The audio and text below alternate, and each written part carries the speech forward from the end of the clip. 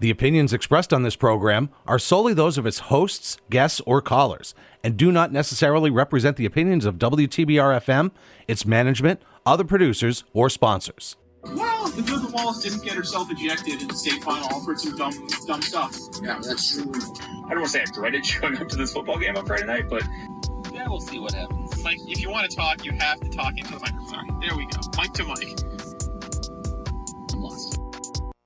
Welcome, ladies and gentlemen, to Bird's Eye View here on Pittsfield Community Radio 89.7 WTBR-FM Pittsfield, 88.1 WSBR Lead. Jesse here. We have Mike. We have guest back. Long time no see, Howard Herman.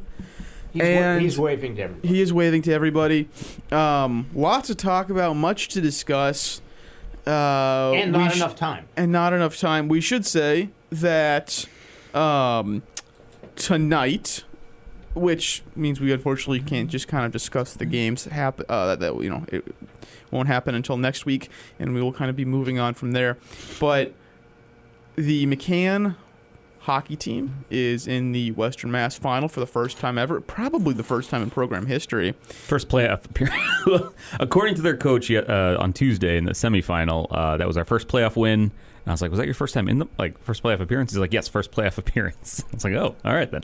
I don't know, going way back, McCann hockey had a program or what, but definitely first in this iteration of the refurbished Western Mass tournaments. It goes back. They haven't had a team all that long, but certainly, yeah. The last North. I can't remember which year it was, but Drury had teams back in the day when there were just single high school teams.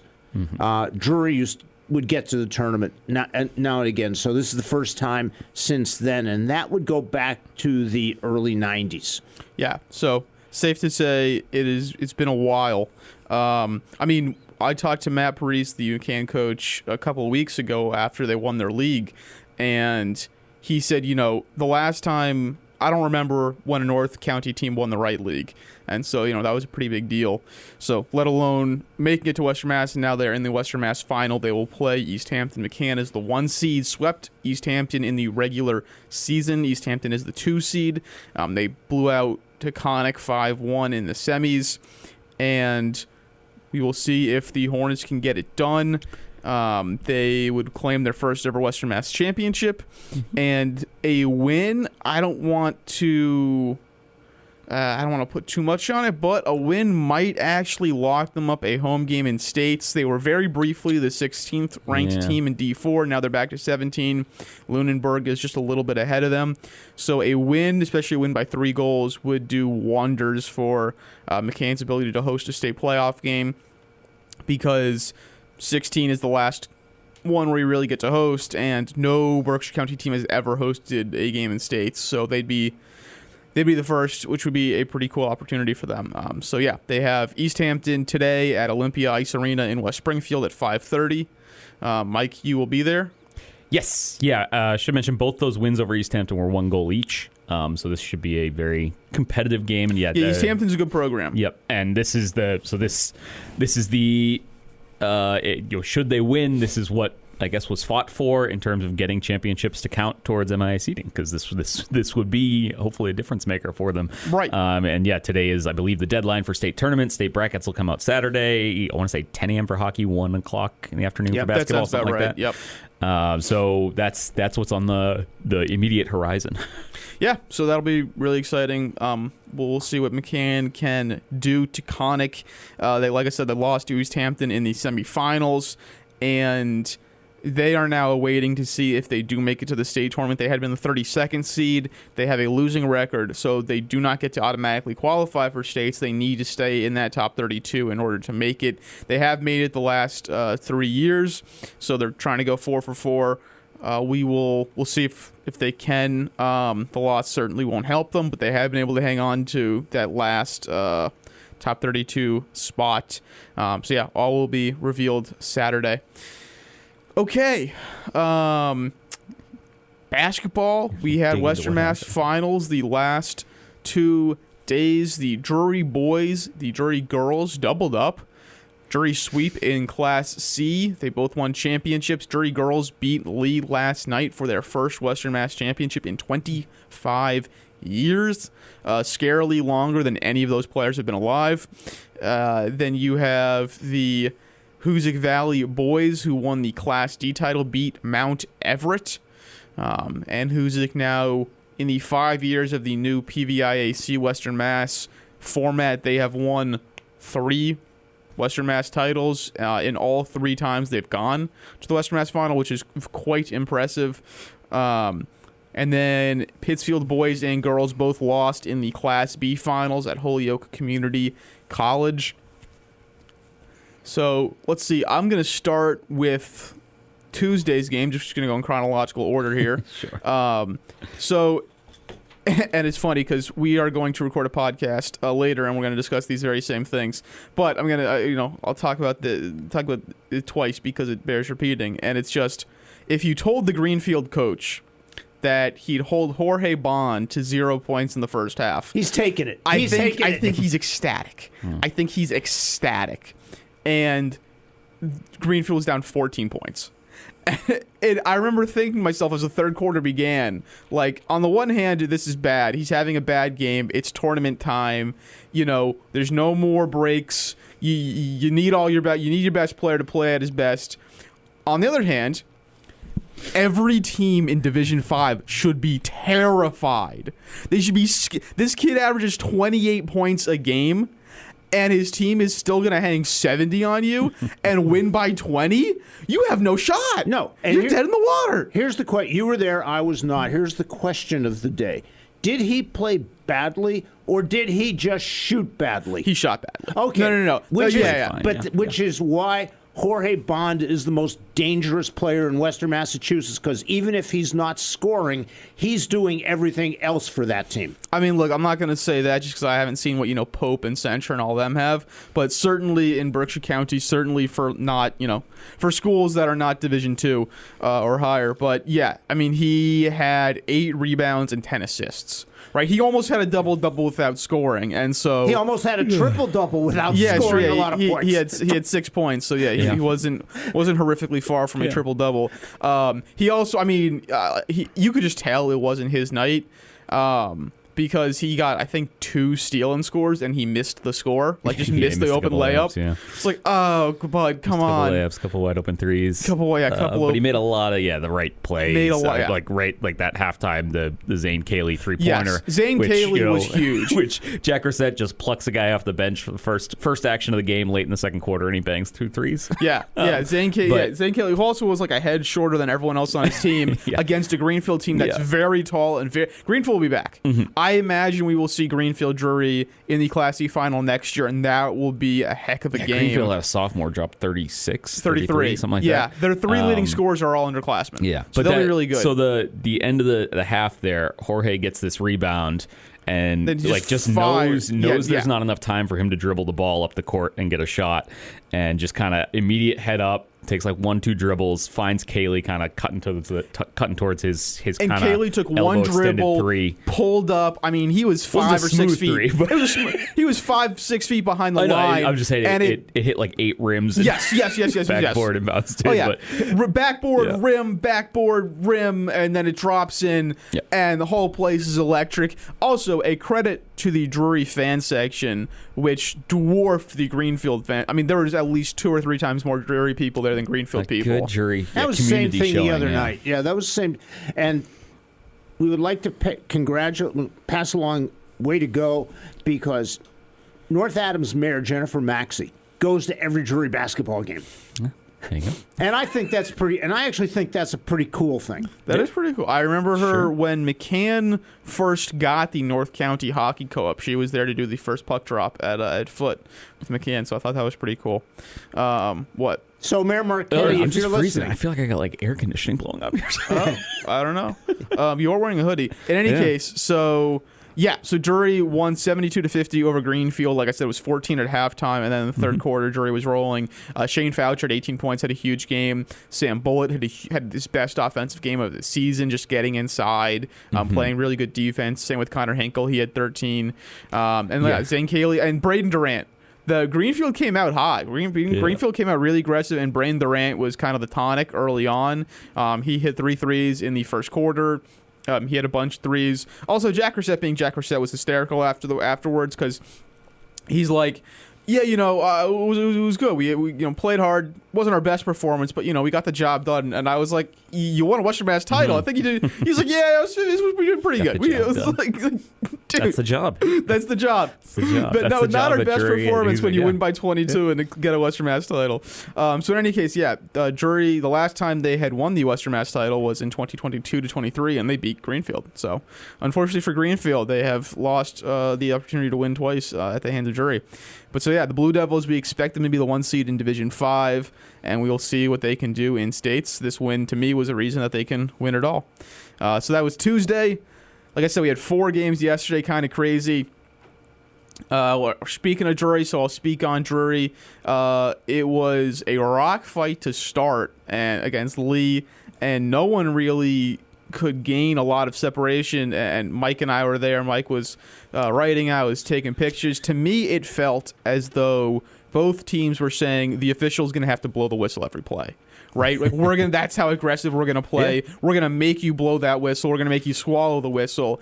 And Lee was like playing that style, but it felt as though they got a little rattled, especially once the offense slowed down, or when Drury kind of got a little more offense, when Lee slowed up a little bit. And, Drury kept going, and it felt as though Lee got a little rattled, got a little shaken. I don't know what you... a little rattled, shaken, just tired. Sure. Just not enough girls. Yeah. Not enough size. But, that's how they both got there was Lee had that kind of gritty defensive win over Renaissance to beat the 2-time defending champions, held them to, I think in 28 in the 20s, yeah. And that's kind of Drury's been like this was Drury's 13th time holding a team to 31 or fewer points this year. They held Mahar to 21. Yep, Mahar 21 in the semifinals. 19. So it's how they both got there. It's how they were both going to win. Lee actually got 2 starters back. Gianna Carlino was active for this game. She had a giant leg sleeve, giant knee brace, was clearly kind of limping around, but still had 17 points. It's just the rest of Lee didn't really fill the gaps. She had 27 of their, they have 28 points, 27 points, something like that. So, just kind of not enough, and Drury just wears on you. Mm-hmm. They go, I think, 10 deep. They were saying 10 deep. I was trying to think. I was like, did they really go 10 deep? Because they had 8 girls score.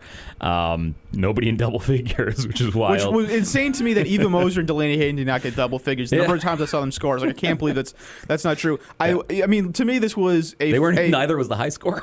Right. Right. To me, this was a great job by Coach Ian Downey, who, if you're happy for him, been there 9 years, and he gets the title. And he's had some tough losses before, and so to finally get it. But Mika Diller is a really, really good center for Lee, and Elise Daly started, and Elise Daly doesn't have the size, but she has the height, and so it's kind of like, all right, you got a foul or two, take her out, put in Addison Shepard. Eva Moser talking to her afterwards, like, we knew we were going to have to do assert physical dominance. Yes.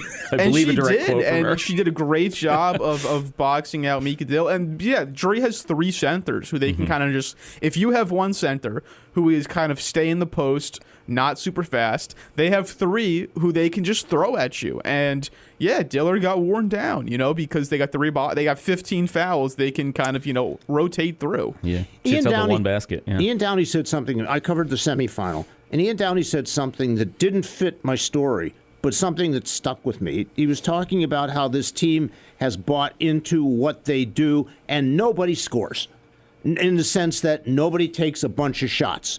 And that's, I think, the thing that has made him happiest this year, because, your leading scorer is going to get 12. Or your leading scorer is going to get 13, and everybody scores. The leading scorer at 9. Okay, but the point is that nobody's taking a bunch of shots, and he said, I'm paraphrasing, how happy he is that these kids have all really bought into this system. Yeah, and they're they lose 3 seniors that they're important. Especially 2 of them, Megan McGrath and Eva Moser. But even still, the buy-in is there, and they're winning games because of it. And they're currently the second-ranked team in Division 5. So, I'm not sure if they'll be able to do enough to get to the 1 seed. But they're locked into a top 4 seed in states, and that's exactly what you want. And they have some outside shooters. They got players who can get inside. They're really long, so they get hands and passing lanes. This is a complete team. And my only real concern is on that front, Howard, where sometimes you do need somebody who can just take over a game, and they don't have that. But if they play defense like they have, it's the old Claude okay. Julien. He can't win a game 0-0. Right. It's but you can't lose a game 0-0 either. You can't. It's just if a team can kind of you have to go the distance against them. And you have to be able to play at that rate for 4 quarters. And I don't know many teams that can do that. Obviously, teams above them, but they just kind of suffocate everyone at that level. They obviously went out, lost to the Frontiers, the Pittsfields, which helped them in some ways, and that they're battle tested. It's just at this level, I don't know that anyone has that level of depth that can go a full 4 quarters of playing that style, of playing that pace. I was very impressed. I think this was my first time seeing them this year, and it was just kind of it's legit. It was 14-14, and then I think 9-1 run to close. They scored the first 6 of the second half, and they're off and running once they get you kind of on the run. The number of because Lee came out in the full court press, and then when Drury went to it, and all of a sudden they just started getting steal and scores constantly. Delaney Hayden probably had 3 in a row at one point. Ashlyn Hayden had a couple. Megan McGrath missed a couple, which was very sad to see because she got the steals and then just didn't finish the layup. Ashlyn Hayden made a couple of really nice feeds to Eva Moser, which is really good to see. And just their offense all of a sudden found a rhythm, and Lee just could not keep up, could not get back into the game. So it'll be interesting to see. Lee, I think, is kind of locked into the 5 seed for states. There might be one team, but behind them that is a close-ish power rating, but I don't think it's super close. So Lee, I think, a very, very good shot at having the 5 seed, which then means you're at 4 in the quarterfinals, which should be a pretty good path. Mm-hmm. We'll see what they can do. They're still relatively young. Yeah, they're locked in. Yeah, locked into 5. So been a great season so far for Lee, and we'll just kind of see what they're able to do in states coming off a Final Four trip. So we will take a little bit of a break, folks, and then come back, talk about Hoosick Valley, talk about Pittsfield, and maybe a little bit of preview for states. So keep it locked here on WTBR and WSBR. Have you ever dreamed of being a radio DJ, spinning your favorite vinyl, CDs, and MP3s? Have you ever wanted to share conversations with interesting guests with the community? Then the WTBR-FM Programming Committee wants to hear from you. We are now accepting proposals for new programs. For more information, visit WTBRFM.com or call 445-4234. Pittsfield Community Radio, for the love of radio. Wonder what happened to those great local PCTV channels? Did you lose them? No worries, they're still there. Go to cable channels 1301, 1302, and 1303 to watch the best local content on television. News and information, sports and entertainment, city council, school committee, July 4th parade. It's all there waiting for you. Pittsfield Community Television. For over 30 years, we are still your local television. Welcome back, ladies and gentlemen. 89.7 WTBR-FM in Pittsfield, 88.1 WSBR Lee. This is Bird's Eye View. Jesse and Mike here. Howard Herman guest spotting on this one. We've been talking Western Mass Championships. We've had those the last 2 days. We have one today. That's McCann hockey team in West Springfield at the Olympia Ice Arena. They will play East Hampton. We were talking about the Drury girls basketball and boys basketball teams. They both won Western Mass Class C titles with some pretty comfortably resounding victories over Greenfield and Lee. Greenfield, that was the boys win. Lee, that was the girls win. So Drury boys, first Western Mass title in 3 years. Drury girls' first Western Mass title in 25 years. And let's move on. I should say it was pretty nice because Drury girls versus Lee, that was at Wacona, so an all Berkshire game kept in the county. Then we had in the nightcap for that doubleheader was Hoosick Valley Mount Everett, so another North County versus South County matchup, also kept in the county. Hoosick Valley, the 1 seed in Class D, a regular. Mount Everett was the 2 seed, and I was doing all my research before the game, and I just kind of felt bad because Mount Everett this is the 5th year of the new Western Mass format, and in the first 3 years, Mount Everett lost to Hoosick in the quarterfinals all 3 times, and they lost by an average difference of 27 points, and it's just like that's rough. And last year was the only year they didn't play each other. And then, so this was new territory for Mount Everett. They had never made a Western Mass final in program history, in the old format or in the new one. And you could tell that this was a bigger stage and they weren't quite used to it. And Hoosick was. They've been there. They've been into big playoff moments. They've played in Western Mass finals before, and you need your starters, your big players, to step up in that moment. And that's what you saw from Hoosick from the jump. Aiden Wicks and Quinell Bradley were ready to go. Blake Mazzio has not been a big starter until this year. He was ready to go. He missed his first 3 and made 4 straight. He made 3 in the first quarter. He was hot. Aiden Wicks was hot. Just doing everything. And, we've talked about the Berkshire League and how Matt Larrabee is kind of the junior coaching member of the league. And this, to me, was his statement piece to say, hey, I can hang with all the coaches in here, because the job that he did was masterful. He put Ian Liebnow, who was an All-Berkshire second-team defensive lineman for the Hoosick Valley football team, and who has like 45 pounds, on Brady Carpenter, who is a little taller, the Mount Everett center, but does not have that bulk, and I don't think he's ever had to face somebody this year who had that much weight on him. Not in that league. Not in that league. No. And so it was I could feel Matt Larrabee telling Ian Liebnow, I don't care about the rebounds, just box the kid out. And that's what he did. He had the leverage, he got underneath, he kept Carpenter off the boards, and Terrell Johnson grabbed every rebound. And Mount Everett couldn't get inside because there was too much size inside. And Mount Everett could not get offensive rebounds, from which their offense relies upon. And their offense could not find itself the whole night, especially in the first half.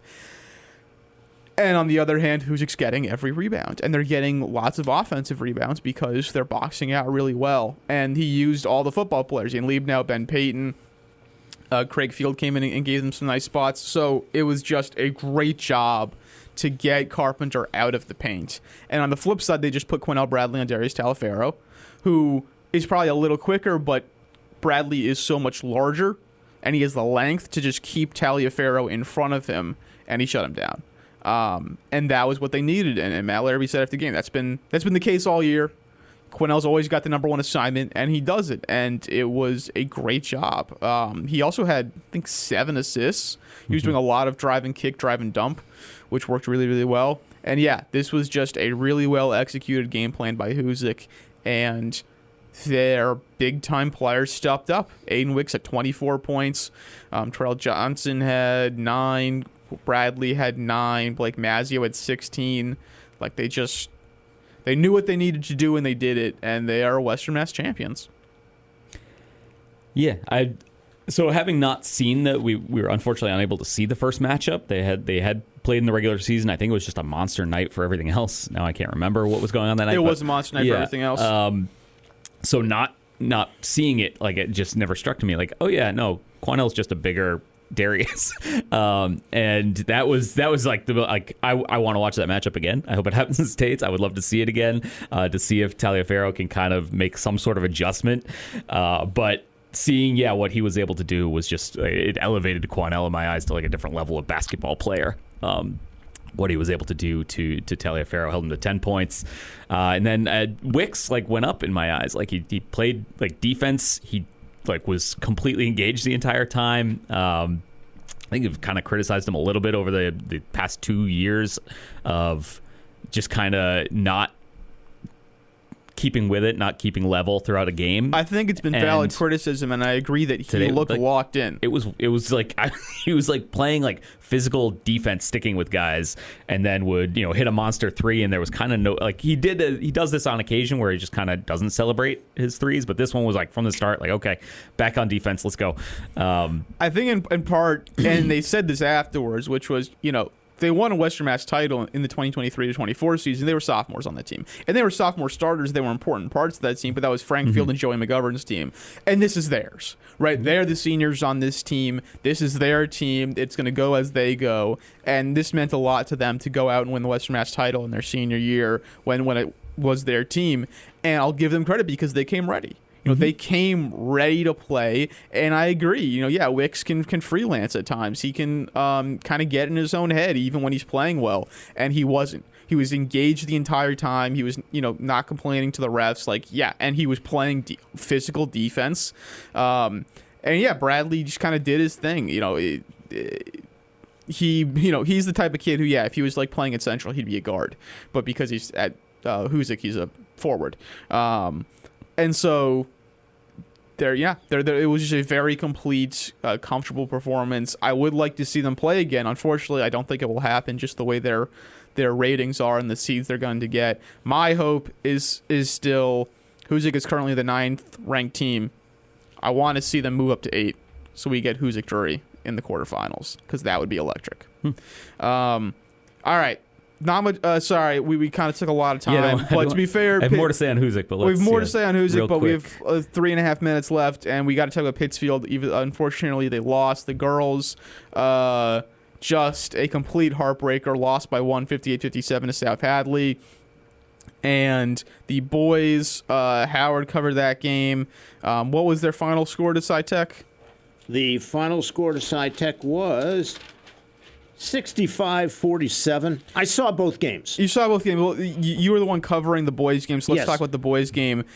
Just to start with, to me, I mean, look, this. I think SciTech is going to be the new measuring stick in Class B. They come from a bigger school. They have been playing up in Division II in Class A, and it just seems like everyone else in Class B is now going to have to raise their level. They absolutely are. They were Pittsfield's worst nightmare. They are equally as athletic, longer at every position, and they've got a big guy in the middle in Marcus Jones, who their coach said to me after the game, says I think he's the best shot blocker in the state, which is high praise. Yeah. He had 4 blocks against Pittsfield. The key to last night's game, other than a lot of stuff, is Breon Thompson scored 4 points. All in the first half. They could not penetrate. They could not get out and run, and they couldn't shoot because of they played a lot. SciTech played a lot of zone, but when you're long like that, playing zone defense can be an advantage, and they couldn't find those open seams. Yeah, that makes a lot of sense because when they played some zone games in the Berkshire League, they did have some issues. Yeah, it's, unfortunately, this is kind of how we expected it to go, where you have a bigger team come in. And Pittsfield, when you're the biggest team in the Berkshire League, you have the advantage. You have the athleticism advantage. Now you're playing up, and you don't. And this is kind of what I've been thinking about them the whole year. The other problem was Quincy Abilene picked up 2 fouls 3 minutes into the game. Yeah, that's rough. Sat the rest of the half. Because Jerome Edgerton is historically you get 2 fouls, you sit for the half guy. You see that a lot in college coaches, and some don't, but he did, and he got 2 fouls. Thompson got 2 fouls, and Abilene, if they had a chance, he fouls out with about 5 minutes left to go in the game. That was it. Yeah, when Pittsfield can use him on offense, their offense can do wonders, and when they can't, everything goes away. All right, gonna wrap it up here. Like we said, Pittsfield lost to South Hadley. They had one final inbound play, and they could not get a good shot off, and they lost. They missed 4 free. They went 1 for 4 from the free throw line in the last 30 seconds and lost by 1. So It's 12 in the fourth quarter. Missed 12 in the fourth quarter. Pittsfield's still probably going to be a top 4 seed in Division 3. They have the state tournament in front of them, but just a missed opportunity for sure for the Generals to go back-to-back Western Mass titles. Thank you all for tuning in. Jesse, Howard, Mike, Jesse, Mike. I was going to say Mike Herman. Nope, that's the wrong one. Howard Herman, our guest. Thank you for tuning in. Next week we'll be talking about the state tournament, so have a good weekend and take it easy.